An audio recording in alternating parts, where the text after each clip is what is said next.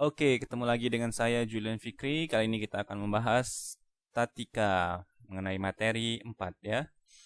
Di sini materi kita membahas mengenai balok di atas dua tumpuan dengan beban merata atau distributed load. Nah, ini ada beberapa yang akan kita bahas. Pertama sedikit mereview. Kemudian kita mencari reaksi pada balok atas dua tumpuan dengan beban merata di sepanjang balok dan di sebagian balok. Kemudian kita akan menyelesaikan contoh soal ya. Langsung saja sedikit review mengenai pembebanan ya. Di sini ada struktur. Dalam menghitung suatu struktur ya, kita harus melakukan namanya idealisasi struktur ya. Jadi struktur yang real seperti di sebelah kiri ini kita ubah menjadi struktur yang lebih simpel ya. Jadi kayak stick seperti ini ya bentuknya. Nah, bisa dilihat perubahan dari struktur real menjadi struktur yang sudah diidealisasi atau menjadi model ya. Itu kita bisa lihat dari sini. Yang awalnya di sini strukturnya saling menumpu ya.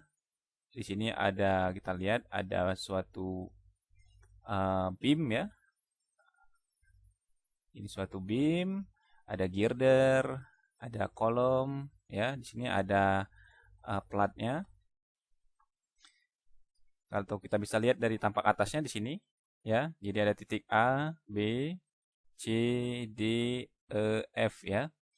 Nah, untuk mencari kekuatan strukturnya, otomatis hal yang harus kita ketahui di awal yaitu adalah bagaimana pembebanannya dari struktur tersebut ya. Nah, di sini kita juga harus bisa mempelajari bagaimana cara mentransfer beban-beban yang ada itu ke struktur yang ada ya. Jadi kita bisa lihat di sini beamnya ini menopang si plat ya. Platnya ini terbuat dari beton dengan beban 100 lb per feet square ya. Nah, seperti itu. Jadi luas bebannya itu dikalikan dengan luasnya ya. Tapi kalau kita bisa lihat dari atas, seperti ini bentuknya ya. Jadi luasnya itu adalah 10 feet dikali 10 feet ya. Jadi ini 10 dikali 10 ya. Oke. Nah, untuk mencari kekuatan dari si beam, ini beamnya ya. Otomatis kita harus mencari beban yang bekerja pada beam itu. Nah, kalau bisa kita lihat beam AB, ini adalah beam AB ya. Beam AB itu dia menopang beban kalau kita bagi ya, dia menopang beban satu petak ini. Ya, atau ukurannya sebesar 2,5 feet dikali 10 feet. Nah, sedangkan beam yang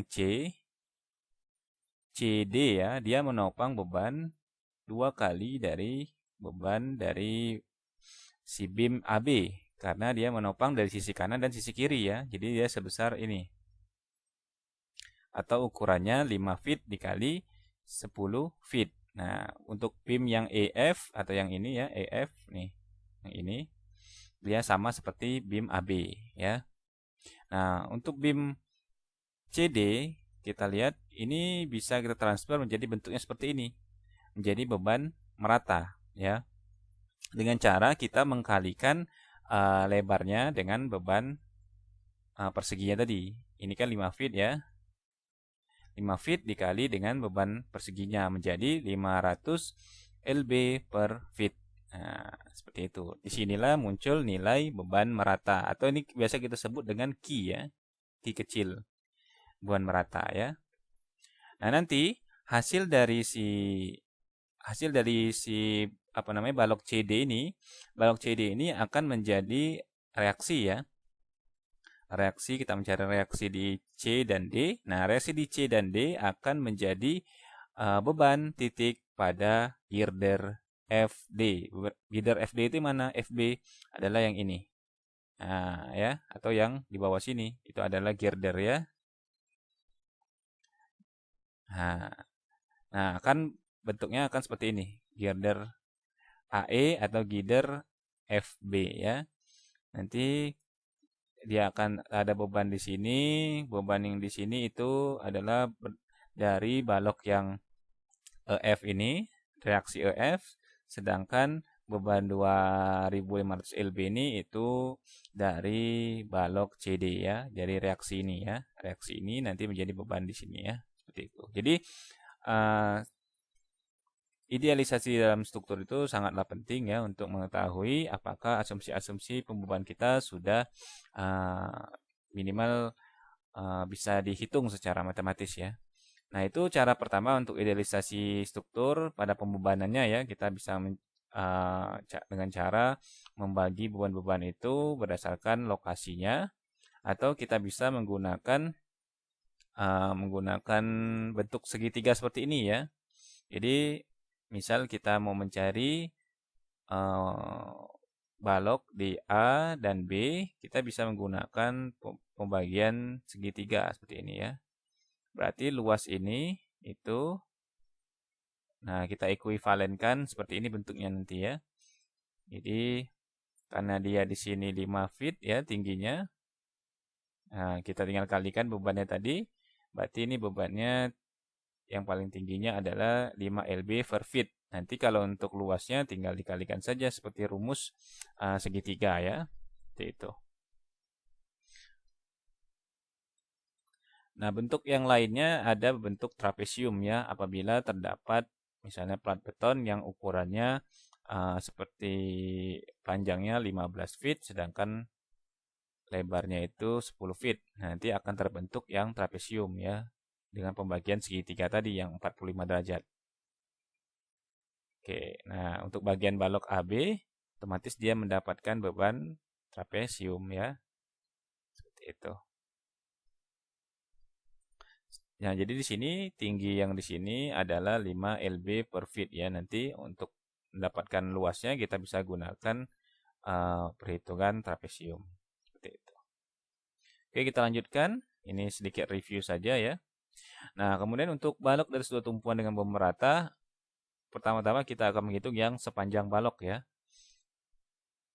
Nah, untuk beban merata ini, untuk mencari reaksi RA dan RB, kita harus mencari berapa sih beban beban terpusatnya. Jadi beban merata ini kita harus ubah menjadi beban besar. Nah, besar.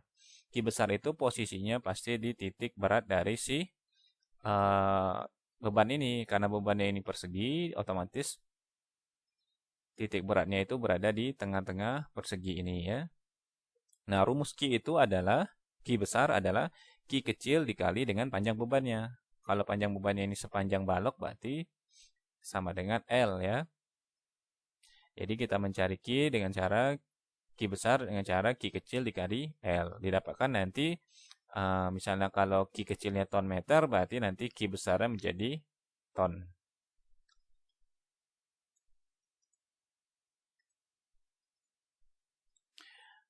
Nah, seperti ini ya gambarannya dari yang seperti ini kita transfer menjadi besar ya. Nah, besar inilah yang akan kita gunakan dalam mencari reaksi di titik A dan reaksi di titik B.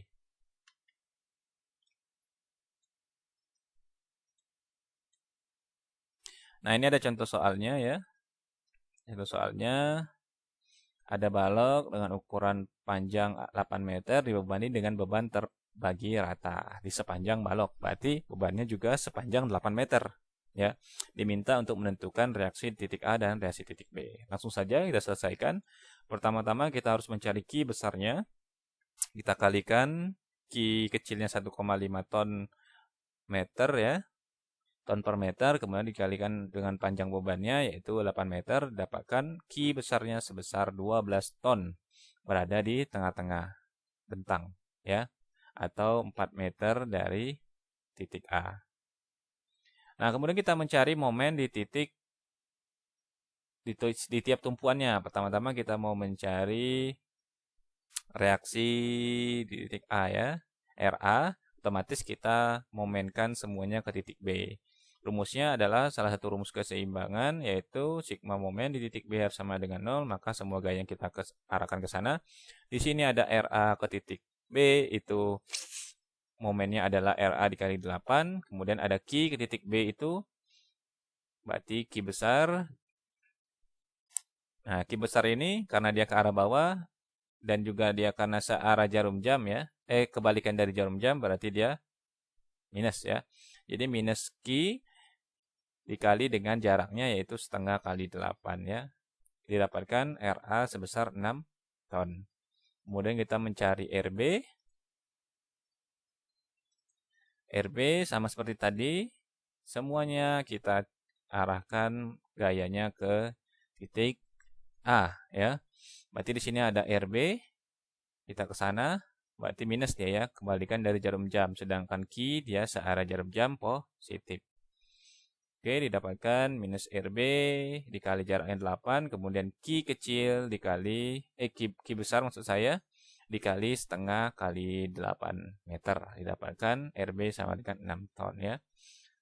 Atau cara simpelnya kita bisa lihat bahwa di sini itu strukturnya seimbang ya. Posisinya beban itu berada di tengah-tengah, 4 meter. Otomatis titik A dan titik B itu pasti memikul setengah dari Q ya. 2/2 dari Q besar ya. Sama dengan 2/2 kali 12 otomatis dia menjadi 6 ton ya.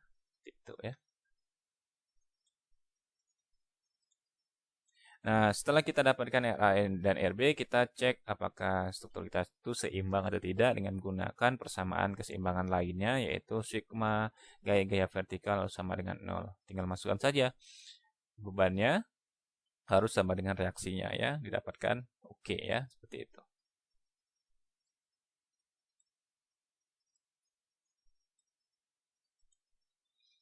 Oke, sampai di sini semoga dipahami. Nanti kita lanjut lagi ke contoh soal yang selanjutnya. Terima kasih.